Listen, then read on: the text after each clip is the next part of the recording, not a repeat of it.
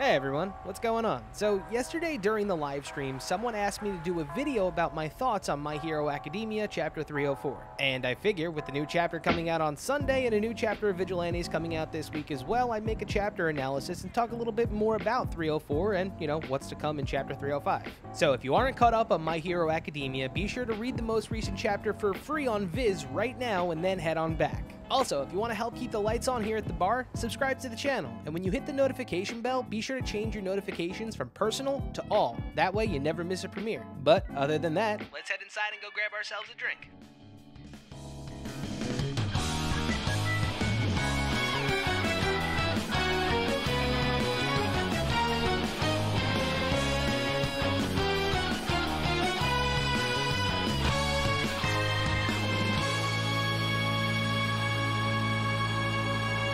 Alright, welcome to the bar, folks. So, Chapter 304. Look, can I be real for a second? I've taken so many L's trying to guess what might happen, and this chapter finally confirming some of my theories just makes me feel a lot less like a buster. The amount of development in the case of One For All and Deku is absolutely astounding. We knew that the quirk had a rich history ripe for telling, and this chapter kinda really had it all. Let's head over to the wall and I'll break down exactly what I mean.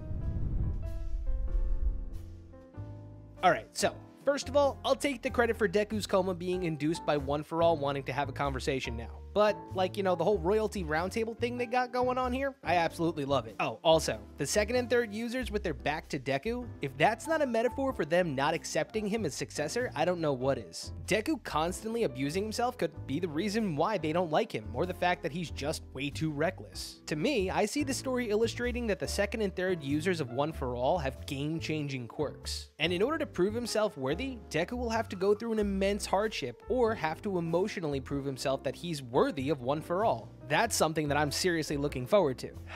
But with every W comes an L, and in Chapter 303 we meet Hikage Shinomori, the fourth user of One For All and the owner of the Danger Sense quirk. So not only do I take the L that he is indeed dead, but I guess we could just pretend this theory really never happened because I was wrong about his quirk too. Look, either way, this particular part of the chapter was extremely helpful to building the lore of One For All. Knowing that One For All shortens someone's lifespan and eventually causes that quirk to destroy their body is crazy. All Might wasn't joking around. You can use One For All and your arms can just explode off of your body. And as if finding out that Deku and All Might were the perfect vessel for One For All, being that they were quirkless, shortly after, the Vestiges come to the realization that Deku could possibly be the final wielder, the final successor of One For All. And I mean, if we take this scene right here, when they talk about what a normal person is, they're referring to the fact that a normal person is a quirked individual now. This scene does contain a little bit of complicated wordplay, but I totally get it. Deku is a one-of-a-kind dude now. But a little bit of a sidebar here,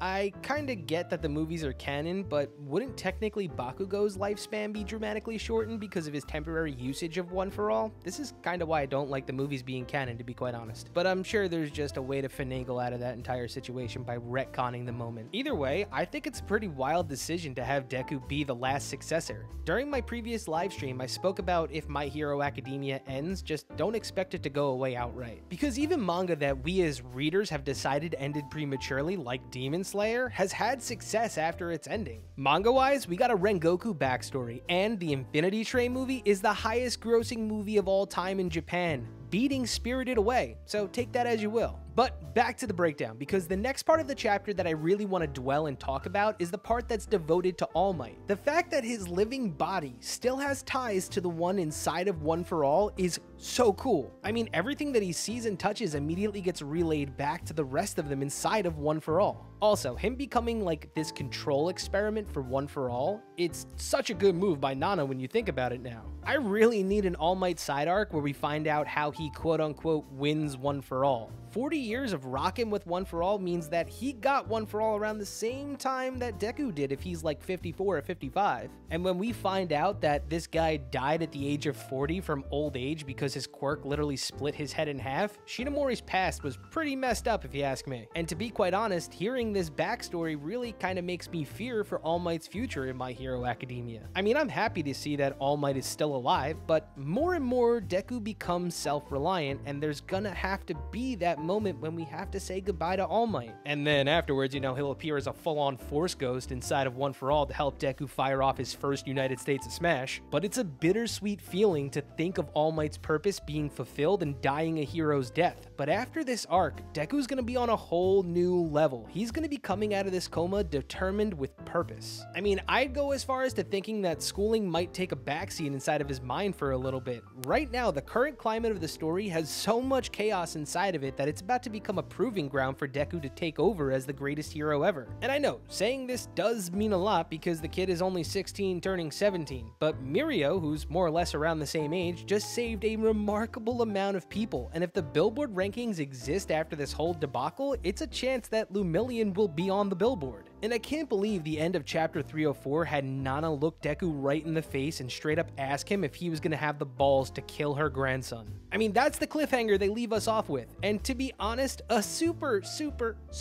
predictable answer to that is going to occur. Deku is a shonen hero whose last words before losing consciousness was looking into Shigaraki's eyes and going, wow, that's a boy in pain. That's somebody who needs saving. So that answer should just be enough. It's an obvious no. A hero doesn't kill their enemies, especially when they need help. If Shigaraki dies in My Hero Academia, it'll be as a tragic hero. His life has been manipulated from the start, an absolute terror, one after the other, similar to someone else we know. And look, if you don't think that All For One doesn't have a backup plan to kill Shigaraki, we're underestimating the greatest demon lord of all time. He knows that Shigaraki's hatred is strong, but he's using that to take One For All. I mean, we can see from the dude's face that he has failed in the past to take One For All, so other ways just have to be implemented. I mean, his goal just might be to create a being strong enough to kill and steal One For All, and after the dirty is done, he'll just take Shigaraki's body or just kill him and take the quirk. Like I said, don't underestimate this dude. He's been the big bad for hundreds of years. He's got a plan. Chapter 305 is just going to act as a segue to move out of this mini singularity arc. I'm not expecting much beyond that, but when Deku wakes up, there's gonna be a lot of questions coming his way. We got reporters and heroes like Hawks now knowing of One For All's existence. Whether or not the media will tie it to Deku is to be said. They don't know that information, but we do know that Hawks does know the information from Endeavor. So we can honestly say it's only a matter of time before Best Jeanist and Hawks make their way to the room where All Might is for more questions. And beyond the pros finding out, what'll happen when the kids at UA find out that Deku was once quirkless? I'm kinda looking forward to that particular moment. On top of the media and the pros pushing the button to figure out what the hell One For All is and why Shigaraki wants it, you got the possibility of the secret of One For All being revealed by this summer. That's absolutely wild.